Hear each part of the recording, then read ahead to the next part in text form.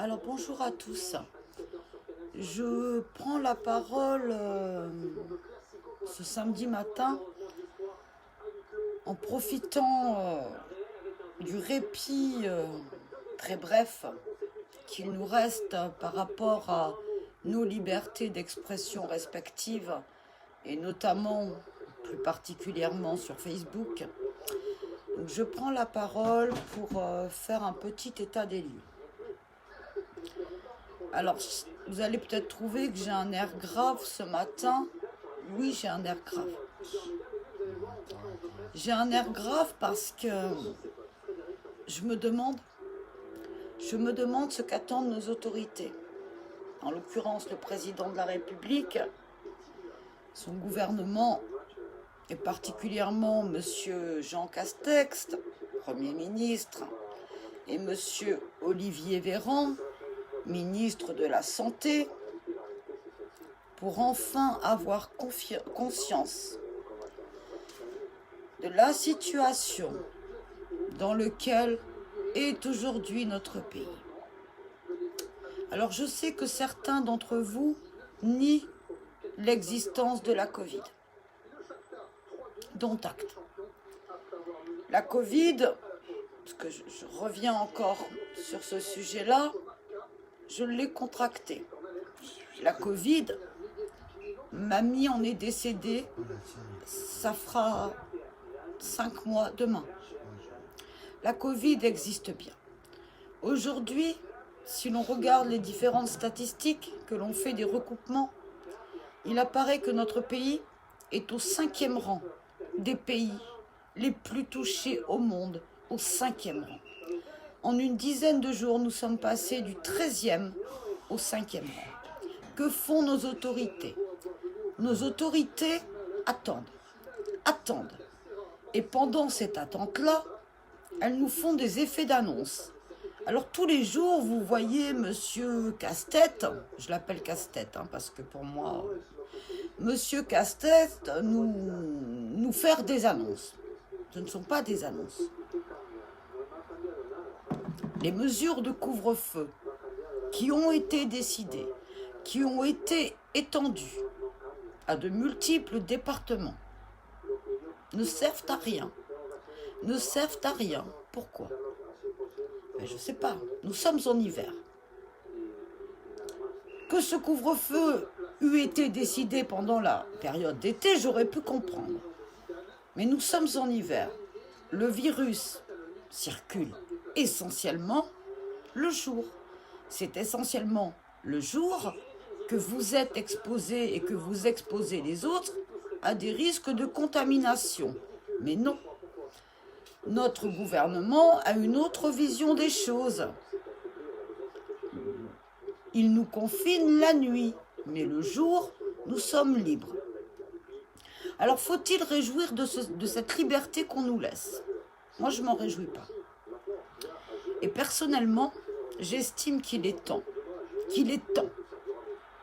de penser à un reconfinement, qu'il soit local, qu'il soit national. On entend, on lit des médecins, à nouveau, comme c'était le cas au mois de mars, au mois d'avril, au mois de mai, demander de l'action, demander des mesures concrètes. Ils n'en ont aucune. On leur répond en termes de couvre-feu, en termes de gestes barrières et en termes de primes. C'est indécent. Alors Jean Castex, qui n'est pas en manque d'idées, va nous pondre un Grenelle, un Ségur, enfin tout ce que vous voulez. Ça s'appelle de la communication. Quand on est incapable d'agir face à une situation donnée, eh bien on communique. Alors ne vous étonnez pas qu'en ce moment, vous soyez abreuvé de communication. On communique. Jean Castex communique, ça on ne peut pas lui reprocher. Mais qu'est-ce qu'il y a derrière la communication? Rien. il n'y a rien. Cette communication, elle a pour seul but. Elle a un seul but, vous faire oublier la réalité. Alors on communique. On communique autour de la mort tragique de cet enseignant. On distille de manière perverse un sentiment, je dis bien sentiment, un sentiment d'insécurité, un sentiment de peur. On le distille de manière très perverse, par petites gouttes au sein de notre population. On le distille et ce faisant, on divise. Parce qu'on s'en prend sous couvert de lutte contre le terrorisme, on s'en prend à une communauté, à la communauté musulmane. Et je vois qu'encore aujourd'hui, on nous parle du voile. Le voile refait son apparition sur le devant de la scène. Pourquoi? Pourquoi? Ne voyez-vous pas derrière tout ça une volonté de nous faire occulter une réalité qui est celle de la crise sanitaire, qui est celle de la crise sociale, qui est celle de la crise économique. Alors on vous entraîne sur d'autres pans, notamment sur le plan du terrorisme islamiste. Alors moi je voudrais rappeler une seule chose. D'une part, que les musulmans, en aucun cas, ne peuvent être assimilés à des terrorismes. Je rappelle, parce que ce gouvernement a la mémoire sélective, que le terrorisme, nous en avons connu, bien autre que ce terrorisme islamiste. Est-ce que le gouvernement a en mémoire les attentats commis par l'extrême gauche? Est-ce que le gouvernement a encore en mémoire les attentats commis par les indépendantistes corses? Est-ce que le gouvernement a encore en mémoire les attentats commis par les séparatistes basques? Non, il ne les a pas délibérément en mémoire.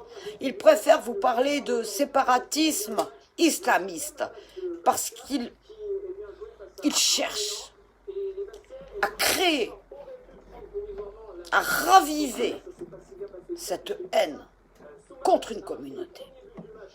Et je le dis au risque d'avoir une visite domiciliaire de la police, puisque maintenant on ne parle plus de perquisition, mais de visite domiciliaire. Eh bien, j'accueillerai la police avec plaisir. Aujourd'hui, on ne peut plus parler de rien. On ne peut plus parler de rien. Il faut être macroniquement correct. Il faut entrer dans la pensée unique. Il faut applaudir. Même si on n'est pas d'accord, il faut applaudir.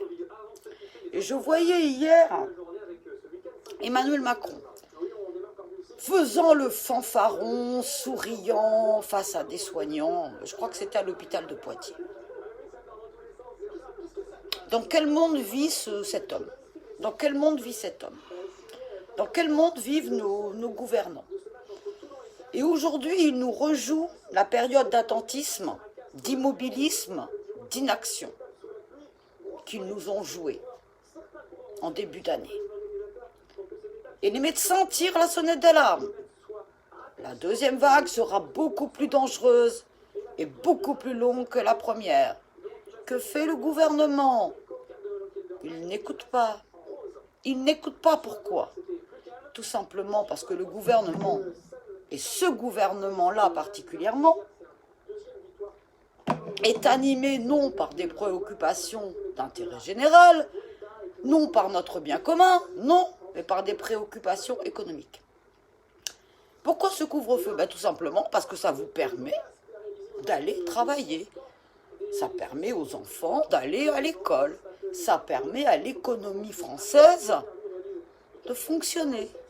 Puisque la plupart de l'action économique de notre pays, même s'il y a des personnes qui travaillent de nuit, se fait le jour. Donc on vous confine la nuit, mais pas le jour. Pourquoi? Si quelqu'un peut m'expliquer.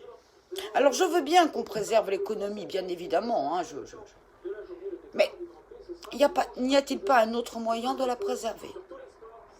Ils ont été nous sortir 100 milliards d'euros pour ce plan de relance économique, bon, qui va ne servir en fait qu'aux grandes entreprises. Moi, j'ai une proposition toute simple. Pourquoi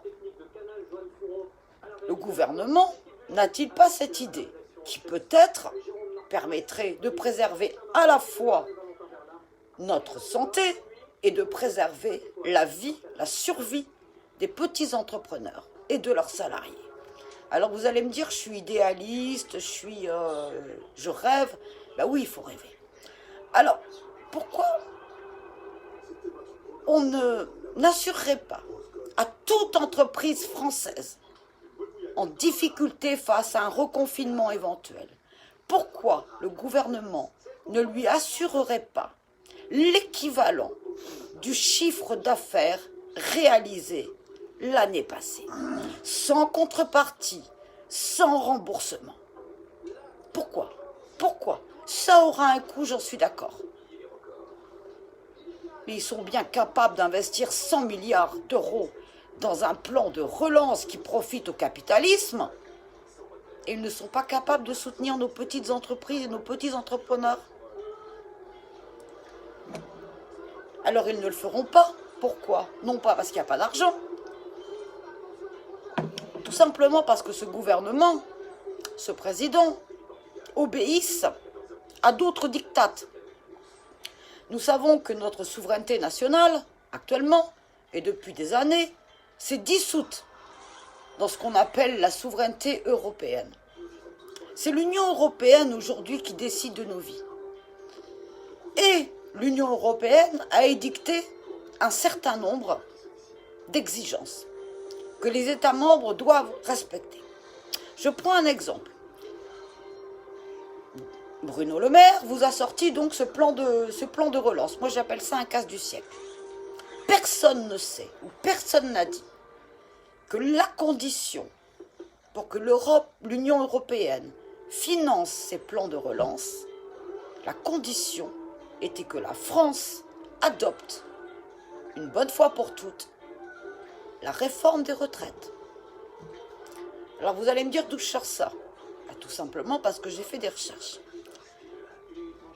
La contrepartie du financement par l'Union européenne de ce plan de relance est que nous adoptions cette réforme des retraites, qui est une réforme, je le répète, non pas de justice sociale, mais qui acte du premier pas vers une retraite par capitalisation.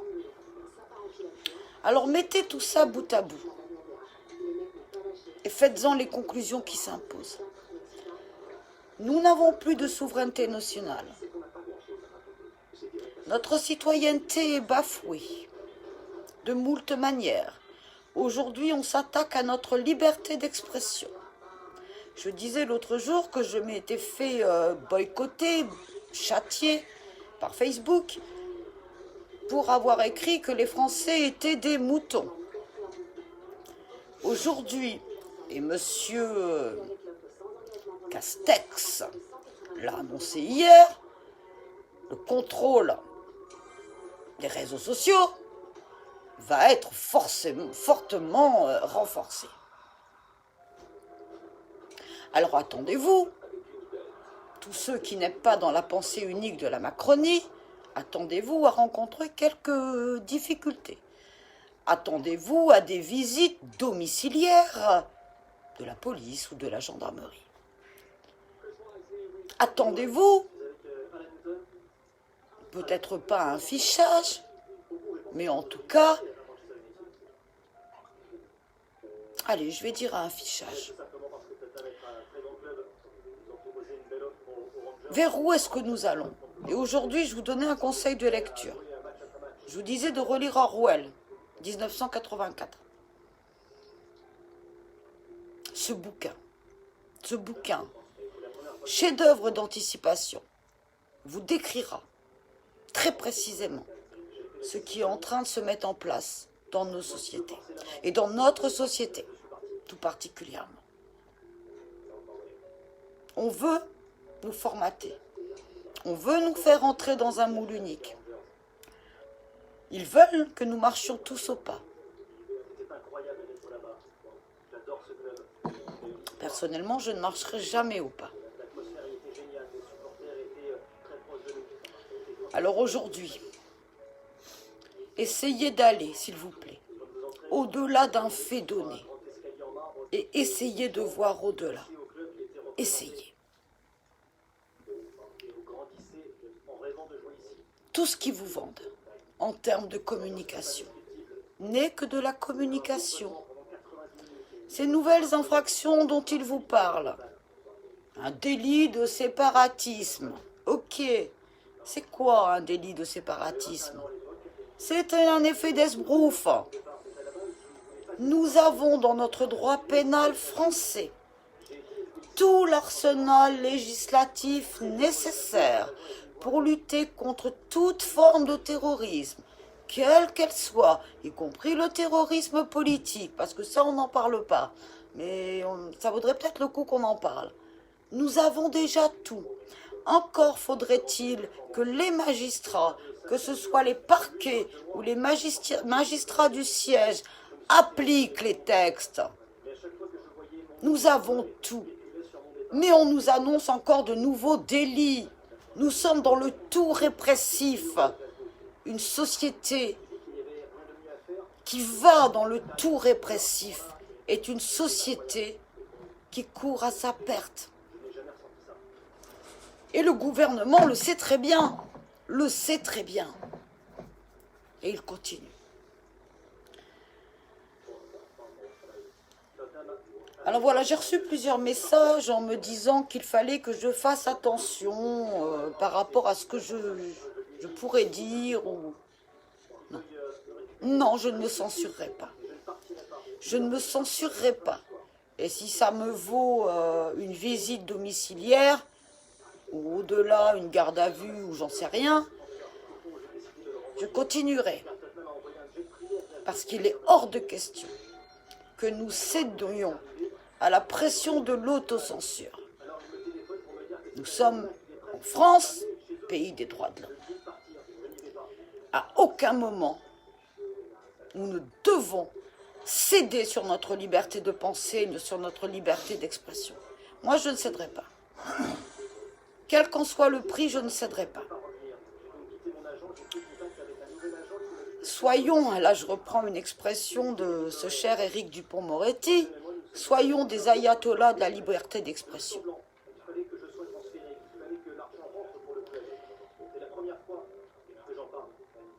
Voilà ce que j'avais envie de vous dire. Ne vous censurez pas.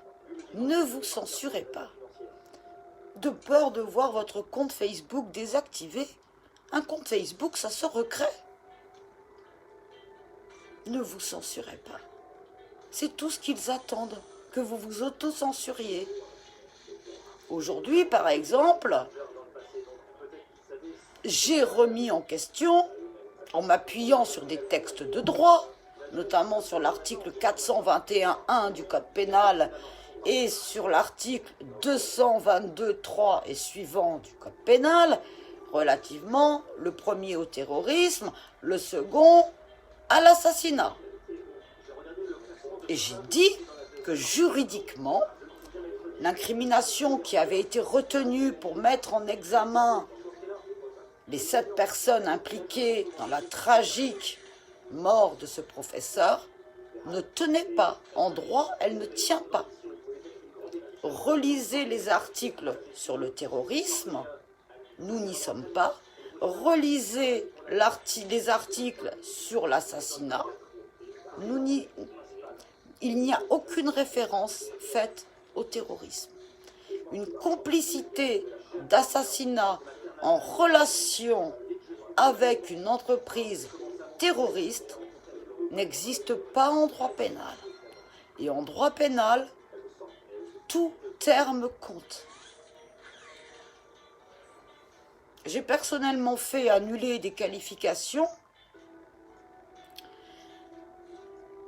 qui reposait sur une association de malfaiteurs terroristes. Ça n'existe pas en droit français.